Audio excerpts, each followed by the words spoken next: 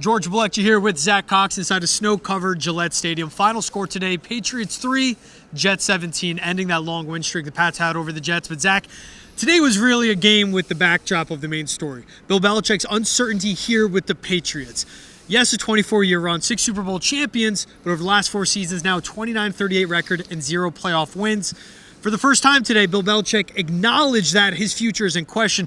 What did you think of that at the podium, in which he said, I won't answer any questions about the future, but I'll be meeting with Robert Kraft? Yeah, I'd call it the slightest acknowledgement. He can't really play we're just going to be focusing on Buffalo or New York or Miami or whoever you happen to play next. The season's over. Judgment Day has essentially arrived for Bill Belichick. He is going to meet with team owner Robert Kraft at some point soon. There are reports that it could happen as early as tomorrow. Also reports that he and Kraft have not had any sort of discussions about what his future is going to look like. So we really do not know going into that meeting whether Bill Belichick will be back in his current role, back in a revised role, or out and coaching somebody else next season. I would say option 3, just based on everything we've heard, is probably the most likely, but nobody really knows for sure. And it was certainly a disappointing end here for the Bill Belichick era. As you mentioned, they'd won 15 straight games against the Jets, a team that Belichick hates. And for that to come to an end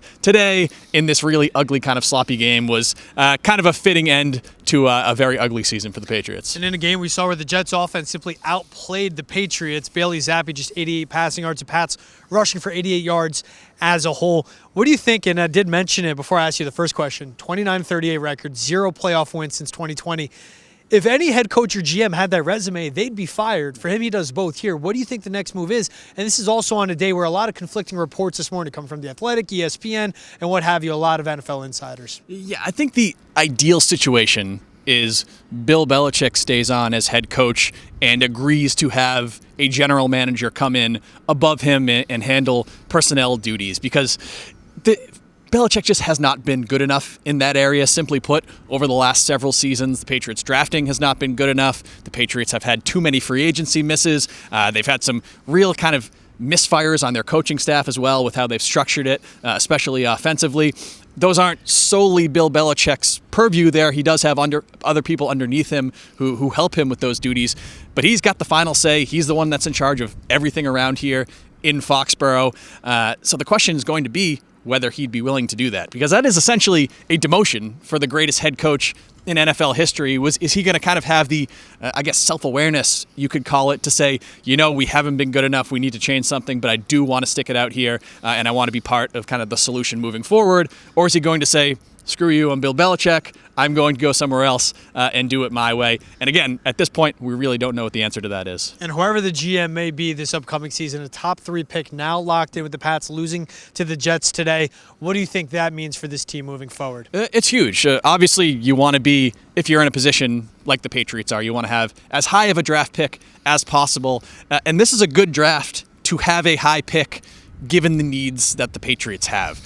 They've got a huge need at quarterback. Is very clear today in these last couple of weeks. Bailey Zappi or Mac Jones, not the long-term answer for the Patriots here. Big need at quarterback, big need at wide receiver, big need at offensive tackle. Some really premium players at all 3 of these positions. But I think the biggest kind of benefit of getting that 3rd pick, rather than falling down to number 4, which they might have had they won today, they are guaranteed to have a shot at either Caleb Williams, Drake May, or Jaden Daniels, widely viewed now as the top 3 quarterback prospects in this year's draft. Obviously, a lot of time for that to change between now and the draft. There's a potential for somebody like Michael Penix to sneak up in there if all the medicals check out on him. And then if the Patriots don't want to go quarterback, which I think they should, they could have a shot at someone like Marvin Harrison as well. So they've really got a lot of very quality options up there at the top of the draft, even some trade down potentials or some trade up potentials. They could jump from 3 to 1 if they want to. That's not a massive leap. So it's going to be a very exciting draft season for the Patriots, and they're going to be in a position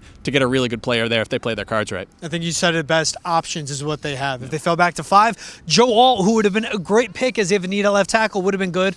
but either receiver, elite quarterback, or elite tackle position, that's what they could get. Also today, something was significant. Before the game, we saw the entire Patriots team wearing sweatshirts that said, had an 18 on the front, the Patriot across her chest, Matthew Slater's 16-season resume on his left sleeve. He came to the podium after and asked if this was it for him. He said, I'll have that conversation another day. I want to share his appreciation for the team. What do you think about that movement by the team and them honoring him throughout the game and throughout the stadium? Even Robert Kraft himself wearing the sweatshirt. And what do you think about Slater after the game as well? Yeah, Jackie Slater, his father was here, his family was here. We saw him on the field after the game taking a kind of a group family picture with a lot of his family and friends. Slater, that's just the kind of guy he is. He's a humble guy. He doesn't really like to be the center of attention. He even said after the game that it made him a little uncomfortable just to see how much attention was paid to him with the sweatshirts and the tributes and all of that.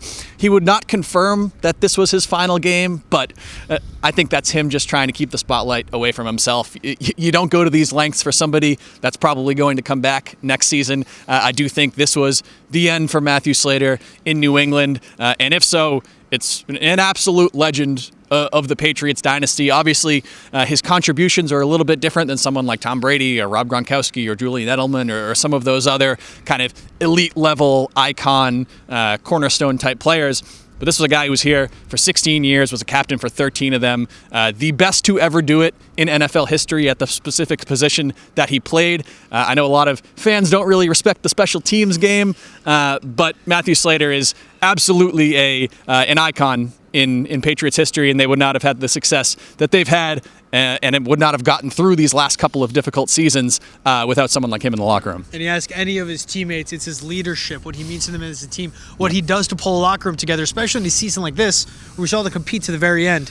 That is a reflection of the Matthew Slater and David Andrews, those type of guys. And from a Patriots perspective, we don't know exactly what Matthew Slater is going to do next in his career, but from the team perspective, I think it would really benefit them if he sticks around in some sort of role. I doubt he'll be kind of an on-field coach type role, but you could see him in a team chaplain or a character coach type of role. I think you always want to have people like Matthew Slater around your building, and I'm sure the Patriots are going to give him every opportunity to do that if that's something he wants. 10-time Pro Bowler, 3-time Super Bowl champion, as Zach said, 13-time team captain in 16 years with the team. Yet another great to come through here. All right, for all coverage, Zach, thank you so much for your time. Always keep it locked in right here. NESN YouTube, NESN.com, NESN 360.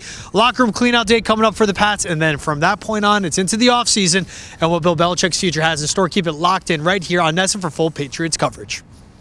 PNC Bank, rooted in communities big and small.